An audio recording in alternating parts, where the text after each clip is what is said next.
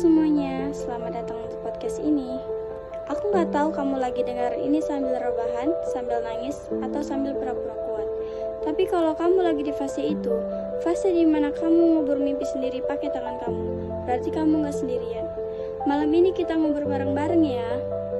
Jujur ya, dulu aku punya mimpi yang tiap malam datang ke kepala, layaknya janji. Mau jadi isi pikiran mimpimu dokter, atau pilot, atau pelukis, atau berangkat ke luar negeri. Aku udah ngebayangin detailnya, seragamnya, tepuk tangan orang-orang versi aku yang bangga banget sama diri sendiri. Tapi terus keadaan datang.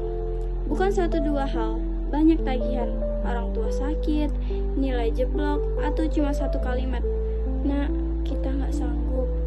Dan pelan-pelan kita jadi kayak balon, ditekan terus sampai akhirnya kempes.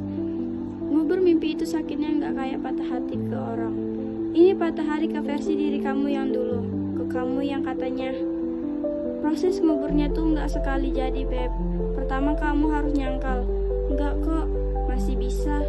Terus kamu nawar, kalau aku kerja 3 kerjaan gimana? Terus kamu marah, kenapa harus aku sih yang ngalah? Terus kamu sedih banget, nangis di kamar, scroll IG, lihat orang yang berhasil, terus nutup HP cepet-cepet.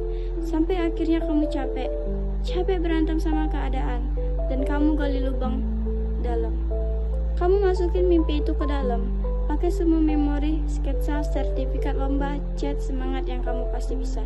Terus kamu nutupi pakai tanah, pakai kata ikhlas, pakai senyum ke orang tua biar mereka nggak merasa bersalah.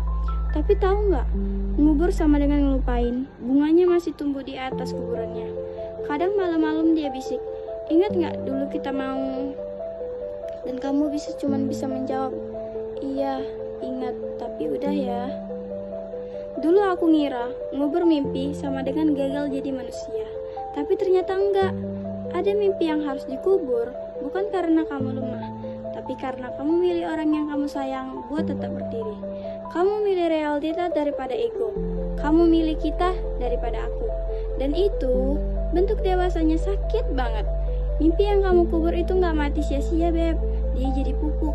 Dari situ kamu tumbuh jadi versi kamu yang baru, yang lebih kuat, lebih ngerti cara bertahannya.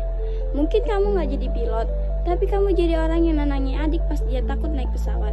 Mungkin kamu gak jadi pelukis, tapi lukisan kamu sekarang, cara kamu ngatur keuangan keluarga. Keadaan ngambil mimpimu, tapi dia gak bisa ngambil hatimu yang dulu berani bermimpi. Jadi, buat kamu yang lagi dengar ini sambil megang spade buat ngubur-ngubur mimpimu sendiri, jangan nangis dulu. Gak apa-apa sayang, kubur dalamnya biar gak gampang kebongkar angin. Tapi abis itu, berdiri, tepuk-tepuk tanah di tangan. Kamu udah ngelakuin hal yang paling berani, milih hidup meskipun jalannya beda dari peta. Mimpi yang dikubur bukan akhir cerita, dia cuma ganti judul dari yang aku capai, jadi aku korbankan demi orang yang aku sayang. Dan itu sama kerennya, percaya deh. Makasih udah mau ngubur bareng aku malam ini. Sampai ketemu di episode selanjutnya. Jaga hati kamu ya, bye-bye.